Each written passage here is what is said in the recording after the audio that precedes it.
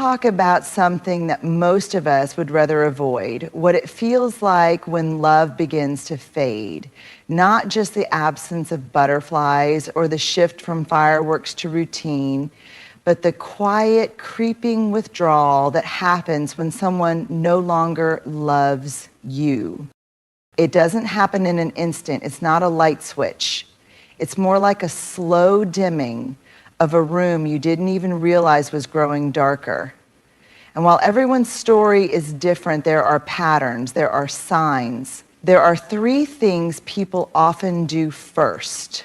3 early warnings we often ignore because we don't want to believe what they're telling us. When someone no longer loves you, the very first thing that often disappears is their curiosity about you. And it sounds so small, right? But it's everything. Love isn't just passion or grand gestures, it's presence. It's consistent, gentle curiosity. It's asking about the mundane parts of your day because they matter to you, so they matter to me. It's leaning into your world, not because I have to, but because I want to know what made you laugh, what frustrated you, what you're dreaming about lately. When love begins to fade, that hunger to know you begins to fade too. They stop asking how you're feeling, not just the surface level, how was your day, but the real quiet check-ins. Are you okay? What's been weighing on you? Are you happy here with me? They stop noticing the details, the shift in your mood, the way your voice softens when you're unsure, the subtle signals that once invited connection. The person who used to ask about your childhood, your scars, your favorite songs, now barely remembers your favorite color. And the worst part is you start to notice, but you tell yourself not to. You tell yourself they're tired, that it's stress, that they're just distracted lately. You fill in the silence with excuses because the truth that someone no longer wants to know you deeply feels unbearable. But that loss of curiosity, it's not just a withdrawal. It's a disconnect of intimacy. When someone stops being curious about you, it's often because they've stopped seeing your heart as essential to theirs. They no longer seek to understand you because they're no longer trying to hold you. And when you're no longer held in someone's attention, you begin to disappear in the relationship. Not loudly, quietly, softly, tragically. So pay attention to the quiet places, to the lack of questions, to the empty pauses where once there was interest. Because when curiosity dies, closeness goes with it.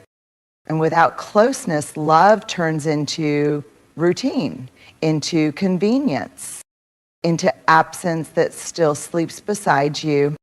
When someone no longer loves you, the second thing they often do is replace effort with excuses. And at first it's subtle, so subtle that you don't even realize it's happening until you're sitting alone in a moment you were supposed to share. There was a time when they showed up not just physically, but emotionally, mentally, wholeheartedly. That they texted back without delay. They planned things, remembered small details, made space in their day for you, not because they were trying to impress you, but because they cared. Love, when it's present, doesn't feel like work. It becomes the work we want to do. It's natural to prioritize the people we care about. So when they were in love with you, their time, attention, and energy aligned around you, you weren't just a part of their life, you were a priority within it. But when love begins to fade, effort becomes optional. They stop trying. And instead of telling you directly, they begin to offer soft, reasonable, almost understandable excuses. I'm just swamped right now. I forgot, sorry, it's been a long day. Can we reschedule? I just need space. And sure, everyone gets tired, everyone needs space, but when it becomes a pattern, a shift begins from making time to finding a reason not to, from excited plans to half-hearted maybes, from I can't wait to see you to let me get back to you. And what stings the most? You feel the difference, but you keep forgiving it. You defend them to yourself. You romanticize the early days to quiet the ache of what's no longer happening now. You tell yourself you're asking for too much when really you're asking for what was once freely given. Here's the thing. People make time for what they value. They protect what they care about. Effort isn't about grand gestures. It's about presence, consistency, and choosing someone again and again, even on the boring days. So when someone who once chose you with both hands begins to only show up when it's convenient, when everything starts to feel one-sided, it's not about busyness. It's not about life being crazy right now. It's about emotional disinvestment. It's about love exiting the relationship quietly, one canceled plan, one delayed reply, one missed moment at a time. And here's where it gets hard. You can't fix it by trying harder, because effort is not something you can drag out of someone. It's something they have to want to give. So when their effort becomes excuses, let that be your mirror, not to show you what you're lacking, but to remind you of what you deserve. Someone who doesn't need convincing to care. Someone who doesn't have to be begged to show up. Someone whose love shows itself in action, not just apology. One of the most painful signs that someone no longer loves you isn't loud. It doesn't come in the form of slammed doors or shouting matches. That comes quietly when you start to notice you're no longer part of their future. You stop hearing we, you start hearing I. I've been thinking about moving. I want to go back to school. I might take that job overseas. They talk about their dreams, their plans, their next chapters, and your name is missing from the narrative. And you sit there nodding, smiling, supporting, but something inside you is breaking. Because you realize that somewhere between us and me, you got erased. Not violently, not intentionally, but slowly, like ink fading on a page. And the tragedy is this person still might be beside you. They still sleep next to you. They still ask if you need anything from the store. But emotionally, spiritually, they're walking a road you're no longer invited to travel. In the beginning, they used to dream with you. You'd talk about vacations you wanted to take, the home you'd build, the kids, maybe the adventures. Your name was planted in the soil of every possibility. But now, they talk about someday in a way that feels distant. They hesitate when you say, should we go together? They smile politely and change the subject. Mm-hmm. Or worse, they tell you it's not the right time, that they don't know what they want. And you know that's not the full truth, because what they mean is they don't know if they want you in what they want. And that's a brutal truth to sit with.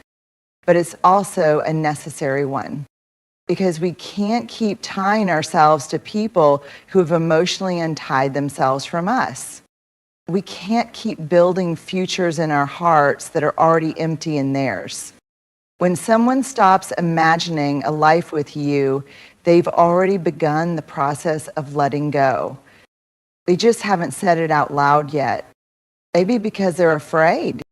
Maybe because they don't want to hurt you. Maybe because part of them still wishes they could feel what they used to feel.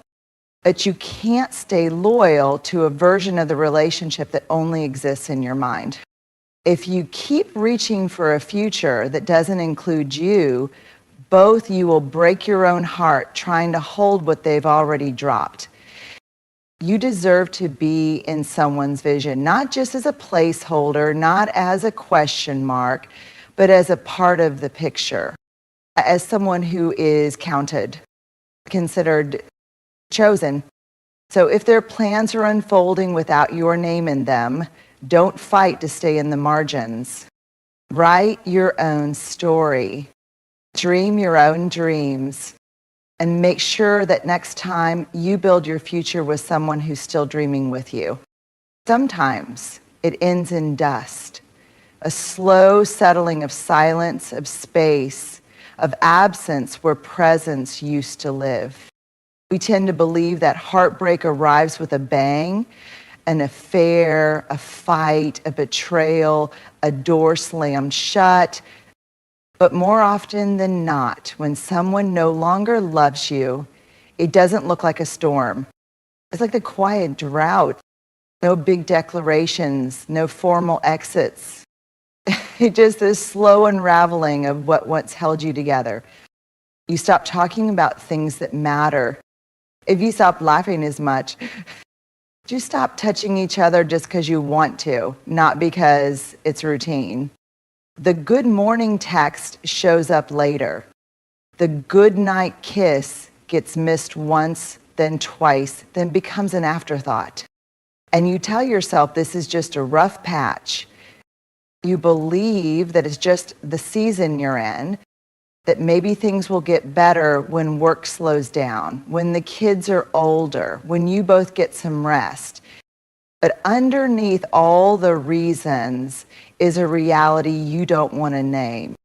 They're slipping away and you can feel it, but there's no moment to point to. No evidence to hold up and say, look, here's the proof it's falling apart. And that's what makes it so painful. Subtlety robs you of certainty. You feel the loss deeply, but you question yourself constantly. You start to wonder if you're being too sensitive, too needy, too much. You become an investigator of their mood, reading into every tone, every pause, every misreply, because you're trying to make sense of what your body already knows, but your heart doesn't want to accept. Love doesn't live here the way it used to. And the worst part, they're probably not trying to hurt you. In fact, they may not even fully realize they've begun to pull away. Because fading love isn't usually a choice, it's a drift. A drift that happens when connection is no longer nurtured, when effort becomes habit. And the magic turns into maintenance and nobody bothers to light the fire again. This kind of ending is hard to grieve because it doesn't have a clear beginning. There's no exact moment you can look back on and say, that's when I lost them. All you know is one day you woke up in the same bed with someone who no longer reached for you in the dark. So you learn to read the silence. You learn to decode what's missing. You learn to carry the ache without answers. But here's the truth. Just because something ends quietly doesn't mean it doesn't hurt like hell.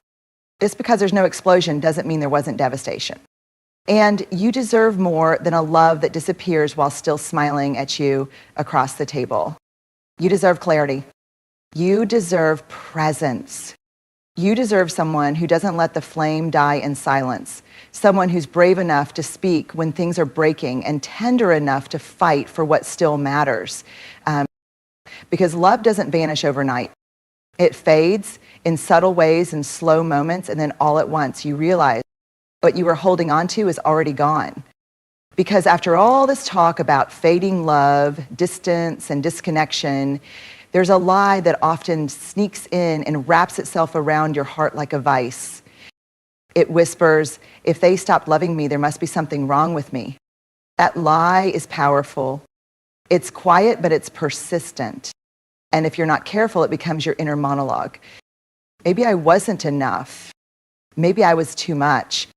If I had been prettier, smarter, more patient, less emotional, maybe they would have stayed. Here's the truth. Their inability to keep loving you does not make you unlovable. I'll read that again. Let it sink in. We confuse someone's exit with our value. We treat their fading affection as a mirror when it was never meant to be one. But love, true love, is not a reward for perfection. You don't earn it by being flawless. You don't lose it because of your humanity. People stop loving sometimes because they change, because they're afraid of intimacy, because they don't know how to grow with someone, because they've got wounds they never healed, expectations they never said out loud, or standards you never agreed to. They may have walked away emotionally or physically, but that departure is not proof of your deficiency. It's only proof of their decision. There are parts of you they didn't understand. There are ways you showed up that they couldn't receive. There were corners of your soul they never explored, not because they weren't there, but because they chose not to lean in. And yes, maybe you made mistakes. Maybe you weren't perfect, but none of us are. Love that lasts doesn't require perfection. It requires effort, grace, and willingness. And both people have to show up with that, not just you. If you're the one who carried the emotional labor, if you were the one who kept trying to fix what they stopped acknowledging, or if you were holding the thread while they were already letting go, it doesn't mean you were too much. It means you cared deeply. It means your heart was still in it. That's not weakness. That's your strength. That's your tenderness. That's your love, still alive, still reaching. But hear me now. You are not just lovable when you are loved by someone else. You are lovable because of who you are.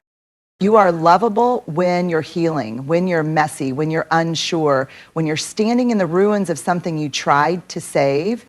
Someone else's failure to see your worth does not erase your value. Someone's silence does not diminish your voice. Someone's exit does not cancel your existence. So don't let heartbreak convince you that you are broken. Don't let their leaving make you forget the kind of love you are capable of giving and the kind you deserve to receive. Because here's what I know. Someone out there will meet your depth but depth. Someone will stay curious. Someone will choose you without needing to be convinced. And most importantly, you can choose yourself until they arrive. You are still lovable as you are right now, as you are. There comes a moment after the silence, after the fading effort, after the realization that you've been written out of someone's future, when you stand at a crossroads. And that moment doesn't usually come with a clear sign. It comes with a deep, aching exhaustion in your bones. It comes with the realization that you've been pouring from a cup that no one bothered to refill. And it comes when you finally ask yourself, when did I stop choosing me? Because that's what happens when we love someone who no longer loves us. We abandon ourselves piece by piece, gently at first, then more aggressively until we're a shell of who we were when we first met them. We quiet our needs so we won't be too much. We shrink our truth to protect their comfort. We stay silent to avoid conflict. We forgive things that still hurt. We pretend we're okay with less just to hold on to a version of the relationship that no longer exists. And all of that pretending comes at a cost, you. But here's the truth. The healing doesn't start when they come back. It doesn't start when you get closure. It doesn't even start when they say, I'm sorry. The healing starts when you stop waiting, when you turn inward, when you realize you are still whole, even with a heart that's bruised. Choosing yourself first isn't selfish. It's sacred. It's the radical act of reclaiming your worth when someone forgot how to honor it. It's saying, I will not beg for the bare minimum. I will not audition for love. I will not stay in places that starve my soul just because I'm afraid to be alone. Choosing yourself looks like walking away not out of spite, but out of self-respect. It looks like unlearning the belief that love has to hurt to be real. It looks like coming home to your own voice, your own joy, your own peace. Doesn't mean you don't still love them. It doesn't mean you're not grieving. It just means you finally love you enough to stop staying where you're not fully seen. You deserve reciprocity. You deserve softness. You deserve to be met. Not just halfway, but with open arms and a steady heart. And if that means letting go of someone who can't or won't offer that. You let go, not because you gave up, but because you finally remembered you are worth choosing too. Let that be your turning point. Not the ending, but the beginning of deeper healing, of higher standards, of wholeness that doesn't depend on who stays or who leaves. You are the love you've been waiting for. So choose yourself first, and don't stop choosing yourself until someone comes along who does the same. And we walk through the signs: the loss of curiosity, the fading effort dressed up as excuses, the painful realization that you're no longer in their future. We talked about how love doesn't always end with a crash, but with a slow, quiet drift.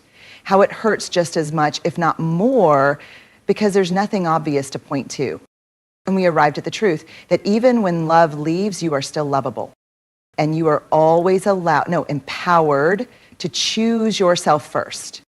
Here's what I want you to hold close. When someone no longer loves you, it's not an indictment of your worth. It's not a reflection of how hard you tried or how deeply you cared or how much you hoped things could go back to the way they were. It's a chapter. It's a shift. It's the end of something that once mattered, but it is not the end of you. In fact, sometimes it's the very beginning of your return to yourself. Because the pain of being unloved by someone else can become the doorway to the most important love story you'll ever write. The one where you stop chasing someone else's approval and start standing tall in your own truth. The one where you stop begging to be chosen and finally realize you were never meant to be picked like a prize. You were meant to become more fully, more freely, and more fiercely yourself. So if you're standing in that moment right now, if you're quietly grieving something that's slipping away, let this be your reminder. You are not too much. You are not too needy. You are not unworthy. You are still here. You are still whole. And you are still worthy of a love that stays, that sees you, that shows up with both hands open. Until that love finds you, or until you find it again in yourself, choose you every single time.